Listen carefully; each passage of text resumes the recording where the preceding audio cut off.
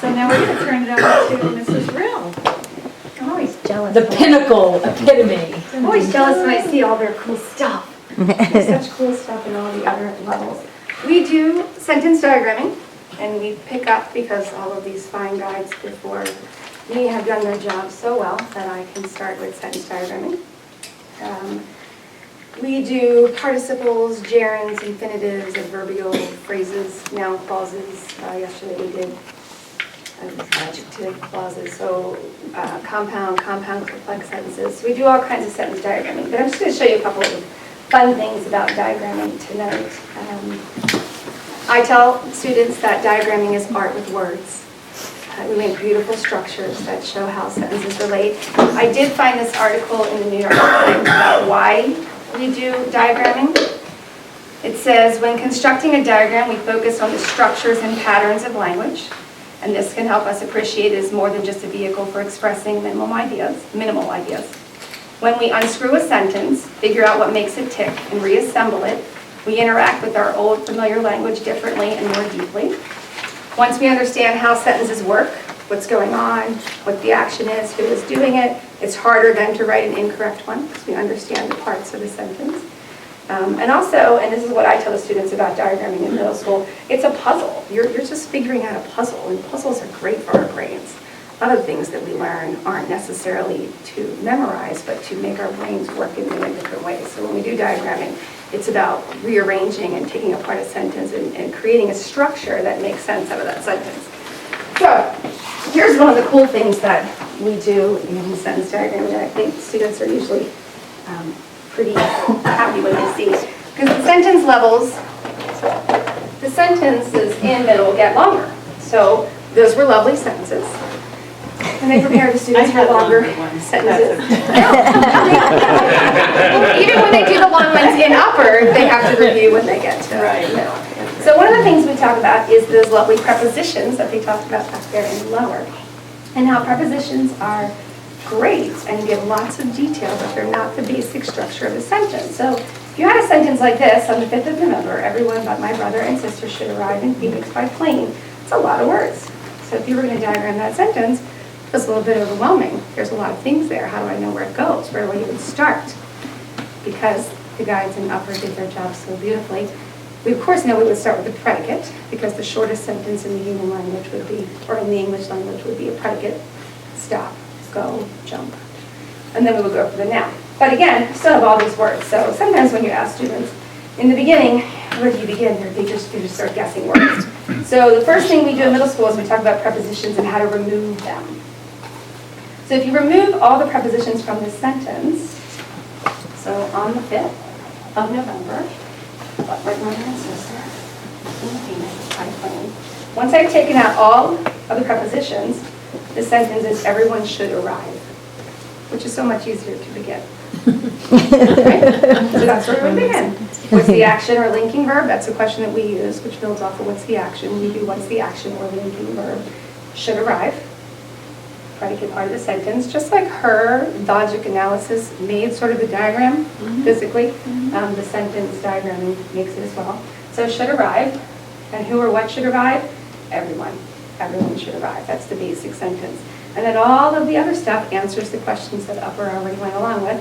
When, how, everyone but my brother and sister would be a preposition in the underneath of the noun, because it explains what kind of everyone but my brother and sister. So all of these other parts just build off of the bottom, just like her orange sentences came down from the bottom. So they're pretty impressed with us. They love crossing out prepositions. Sometimes sentences aren't in the right order, just like Mrs. Quinn was saying about Elizabeth and not varying her sentence structure. I had her in the middle. She's a lovely writer, so certainly she internalized that whole sentence, or variation of sentence beginnings. But here we have one over the bridge, past the toll booth, and through the tunnel, the cars of New York travel. We are used to seeing subjects in the beginning of the sentence. It's normally where they are. But again, we cross out our prepositions over the bridge, past the toll booth, through the tunnel of New York. We end up with the cars travel. It makes it much more simple to start our questioning. What is the action or linking verb? Travel. Who or what travels? The cars. And then we just start answering all the questions. How much, when, where, the prepositions would come again off of the bottom. Prepositions start giving more information, but aside from the main sentence. So that's one of the things that they like to do, is cross out those prepositions and make the sentences a little bit more easily. We build our sentences with these strips.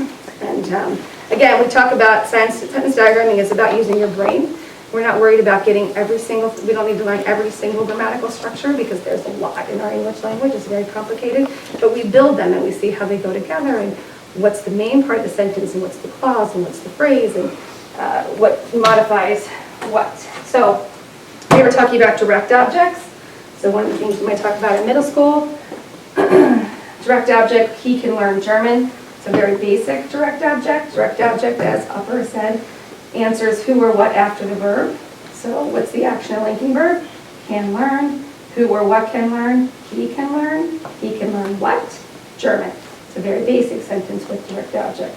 But in middle school, we might talk about the fact, as Ms. Malcolm said, that sometimes the direct object is a phrase, a clause, a longer part of the sentence. So now, what is the action or linking verb? Can learn. Who or what can learn? He can learn. He can learn what?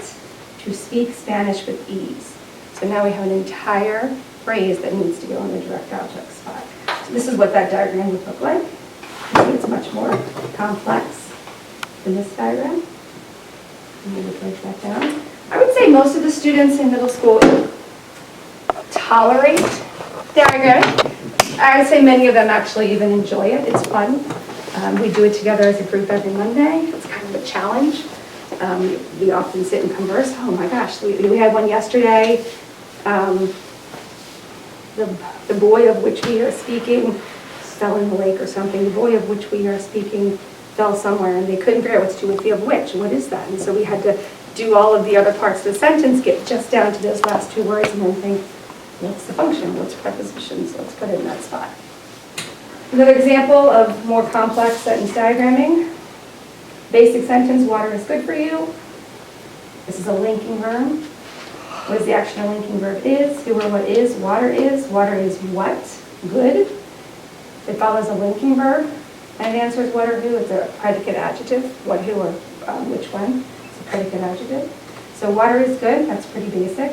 However, sometimes the subject, again, is much more complex. So now we have drinking. A lot of water is good for you. This is a gerund. So again, this is what the sentence diagram would look like. So you can see that it's much more complex. Drinking would be the gerund. A lot of water is good for you. And again, it's just a challenge. It's just a challenge for the brain. I like that one. I'm always saying It looks like a spider. It's the art of I have one more. There. This is adverbials. Aren't you glad you're on this age group? I can understand you. So we left early, very basic sentence. What is the action or linking verb? Left. Who or what left? We left. We left when? Early. Sometimes the adverb is a clause or phrase. We left when everyone arrived. That's a clause because it has a subject and a verb. So what is the action of linking verb? Left. Who or what left? We left. We left when everyone arrived. So it becomes more complex. You're always welcome to come watch a diagram. Mondays, put it on your calendar. Mondays at 9:30. Yeah. We'd love to Need to see start you back there. there.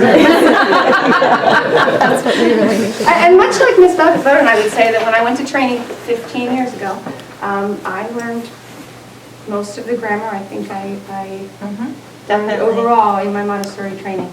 And I love it. I can't imagine that I never did this before. It's so beautiful. It really is beautiful. If you never get a chance to do it, come to middle school 9:30 Mondays and just do one or two. It's so much fun.